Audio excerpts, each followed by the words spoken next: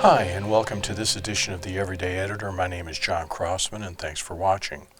Today I'm going to continue the discussion about jargon, and I'm going to talk about a jargon word that I never heard of while I was at the TV station for 8 years, and that is B-roll. Now, B-roll is a pretty common term in professional video. B-roll comes from film production days where you would have an A-roll and you would have a B-roll, and if you wanted to do, a montage of images over one another, you might even have a C or a D or an E-roll. So basically, if you have a B-roll, what is the A-roll? Well, the A-roll, I think the easiest way to explain it is that it's your primary footage. Say you're cutting an interview or you're cutting dialogue with someone, and generally a director will shoot a scene on a wide set shot first till they get a good take from everyone in the scene, and then they'll reset the camera, reset the lights, and shoot the same scene from a different angle.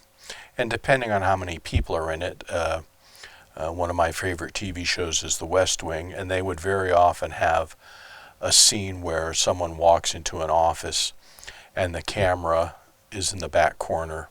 So you can see the person that walked into the office, you can see the person at the desk on the office, and you can be sure that when they shot that scene, they first took it all from that one camera in the back. And then once they felt they had a good master shot of that scene, they'd reset the camera and the lights, and they'd shoot it from the perspective of maybe the person coming into the room, not from the perspective, but so that you could see the person walking into the room and delivering whatever their dialogue was to the other person. Or if the other person had most of the dialogue, maybe that camera is really just going to get reactions. Well, if your master scene is the A-roll, then all these other angles are the B-roll.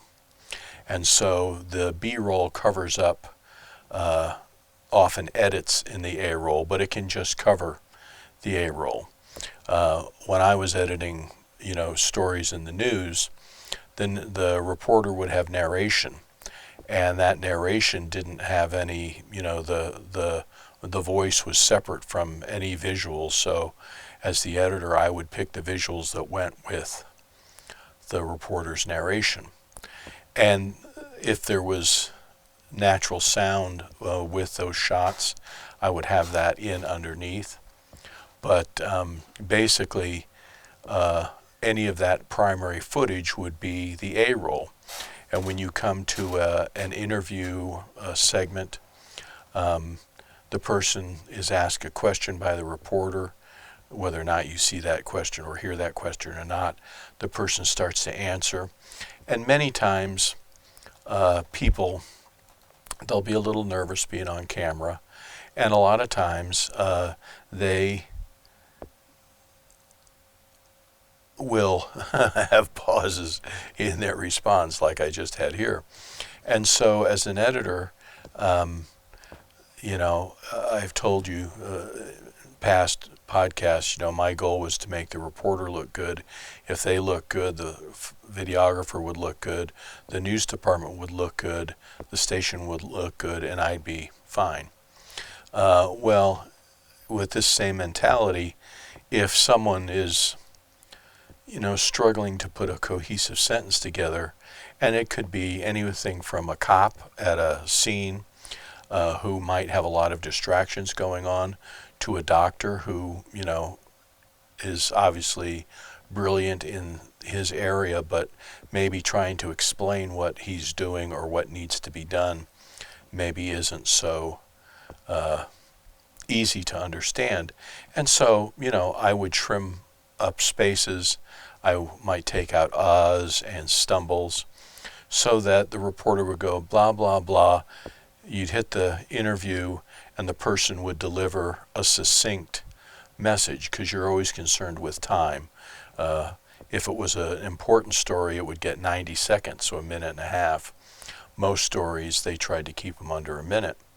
And so one of the ways you can do that is by shortening sound bites. Now, I came to believe that there were some people that were interviewed often that tried to be masters of lengthening their shots.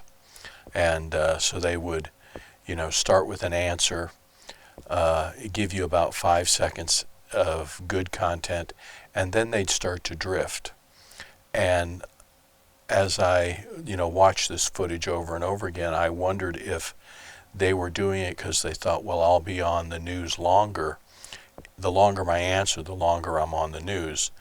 But as the editor, once they had been up long enough that the technical director could super their name, then I would go and cover the rest of them up if I could, if it made sense. If it didn't make sense, it didn't make sense. But if they were talking about, the construction site behind them, and the videographer had shot some good construction shots, then I'd go to those to cover up the rest of the soundbite.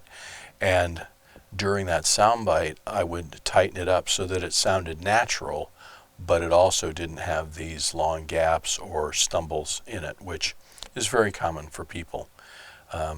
I was thinking about showing an incident from the last podcast where there's about 3 or 4 edits that I needed to make in my own narration that I covered up with a graphic. So in that sense, the graphic would be the B-roll. If a computer's, starting point is 8 gigs, and you think of a minute of uncompressed video at HD in an HD frame, 1920 by 1080, would be just under 15 gigs, twice as much as that. You get some idea of how enormous video files are. And if you don't cover those edits, then people jump while they talk. And I was taught that was bad, that's a distraction. Again, going back to earlier points I've made, anytime the viewer is visually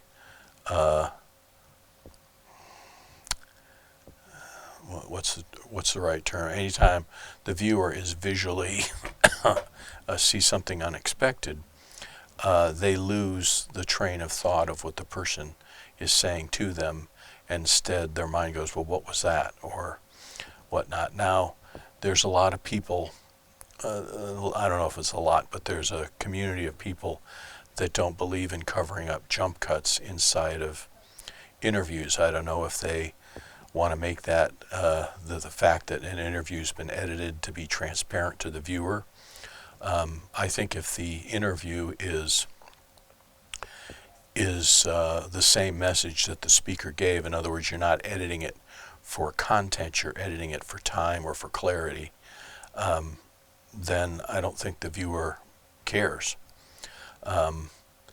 You're saving their time as well as your own time in trying to make a person's case short and easy to understand, rather than laboring through pregnant pauses and coughs and whatever else can come up in the course of an interview. So I still believe in using cutaways, and like I said, we would joke about them, because some reporters really got into the, nodding of the head, and you'd have to, the videographer would say, okay, just give me a nod and stop. You don't want them to look like they're the party pony. They're nodding their head forever.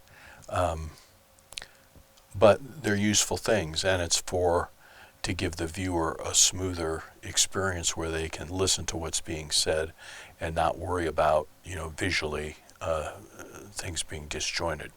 So that's what B-roll is. Now, in all the years I was in television at the TV station, I never heard the term B-roll. We really never shot on film, and if I needed something to cover something up, I would ask, is there any more cover video, or do I need to go pull some cover video? But today it's pretty ubiquitous that most people I work with call that B-roll. And so that's what B-roll means. It's basically the footage that you cut away to either cover up an edit on the A-roll, or it can be footage that you cut to cover up narration so that whatever is being narrated is visually supported by the footage that you're using. And that's what B-roll is. It's cover video and it's cutaway video. So hopefully that's clear, and hopefully you'll use it when you edit. I think it's a much better, more professional presentation to the viewer if you do use it rather than show all your edits. There's nothing wrong with editing, an interview up to make it clearer and make it take less time.